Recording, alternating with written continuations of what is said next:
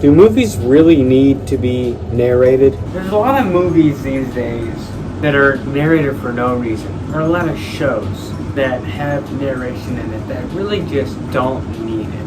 Movies like Deadpool, I feel like do need narration. Oh, this is a funny character that breaks the fourth wall and talks to the audience as that is the thing. But a movie that doesn't work, that's kind of like Deadpool, it's Kick-Ass, and it's got the kid from Superbad in it. I feel like the reason that Deadpool does the narration so well compared to a movie like Kick-Ass is because Deadpool's narration is really entertaining when it comes to that sort of thing. That's kind of like Ryan Reynolds, oh, I'm an asshole, but I kind of do what I have to do to make the audience laugh. Where in Kick-Ass, it's just kind of like a nerdy teenager. Now, don't get me wrong, the nerdy teenager narration does work, like the kid from Sandlot. Ferris Bueller, that's one of my favorite movies that does include narration. He narrates the whole movie, basically. Or A Christmas Story, where narration seems to really be important to the story because A Christmas Story was a book first, so clearly there might be some narration in the movie. Shows like You also include narration. Mr. Robot include like an unreliable narrator. Or who are we supposed to trust? This narrator, unreliable narrator. Example would be a movie like American Psycho. This guy is a serial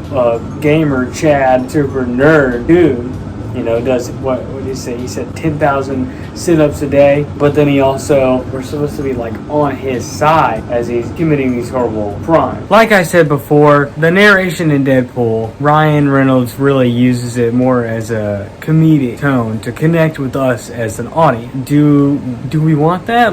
Yes. We do want that because Ryan Reynolds is funny. But do we need it in a movie like Free Guy, where the story is so remotely simple, it can just be kind of distracting? There's a lot of shows where it seems like the narrator is treating us like little babies, where they're just kind of spoon-feeding us clearly obvious information. Example would be a movie like The Great Gatsby. The narration in that movie is so damn obvious. It's supposed to be this extravagant film. Leonardo DiCaprio is usually in those big, lavish, luxurious movies. The fact that it does have narration for such a extravagant thing where you're supposed to feel like you're supposed to be immersed in the world, spoon-feeding me, it takes away the subtlety of how powerful the film is supposed to make you feel and get involved in that world. Like if I'm watching an episode of The Simpsons, I don't need that to be narrated because it's a silly comedic world that I could just get sucked into it naturally. For shows that are really confusing or that use it well, sometimes breaking the fourth wall seems really fun and it does make sense. Like in Fleabag, which is an incredible show. If you haven't seen it, please watch it. Even though it breaks the tension so much with it, it makes it more fun of a watch because of the narration, because her breaking the fourth wall, it's so funny and it's written so well that it just makes sense for a show like that. A show like Arrested Development, where the narration is very necessary for the comedy of that show. Imagine watching an episode of Arrested Development without narration. It really takes away from the fun experience of a show like that. But my question before, does Deadpool need to be narrated?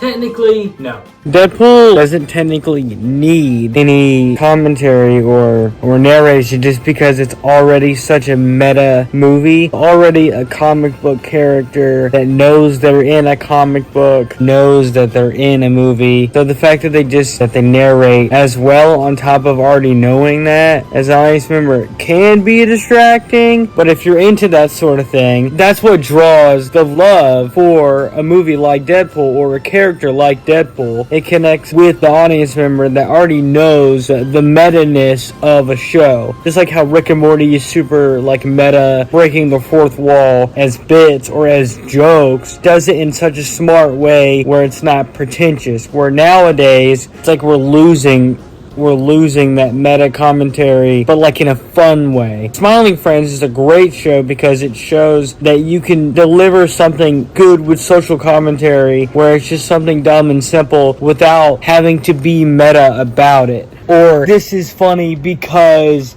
this, or this is funny because that. I shouldn't have to feel like you need to tell me what's funny and what's not funny. Deadpool is a movie where it has flashbacks and flash forward stuff taken in between, and the second one does this as well. I think a lot of people dislike that about the movies, and that's why it's hard for them to connect with Deadpool as a character, because they flash back and forth, and a lot of times that's really annoying for audiences because it's like, oh, we're all over the place, let's just kind of keep it from A to B. Deadpool being able to know who his future villains are, who he could be fighting next, whatever, should improve his chances in fight. Instead, he uses it to be quirky and cute. Should he narrate to have fun, or should he narrate because he knows he's going to win, or he knows he's going to fail? Sometimes flashback and flash forwards are what make that movie incredible. Like a really good example of a great use of flashbacks would be like in the movie Soul, where they use flashbacks, and obviously the score of that movie is incredible. They use flashback and that amazing score to communicate with us as an audience exactly what Joe's experiencing in the moments leading up to his eventual death, or why his death means so much to him as a character is because of the emotions of the flashbacks. Like, I know it's a meme at this point, but the flashback in Ratatouille really does show why this is such a good flashback, because it shows his childhood. It shows how he grew up. He hasn't always just been like such an asshole. He hasn't just been rude to these characters all the time. Really cool about the Ratatouille flashback is there's no dialogue. The flashback is so well that we can see how his character is without dialogue or without narration.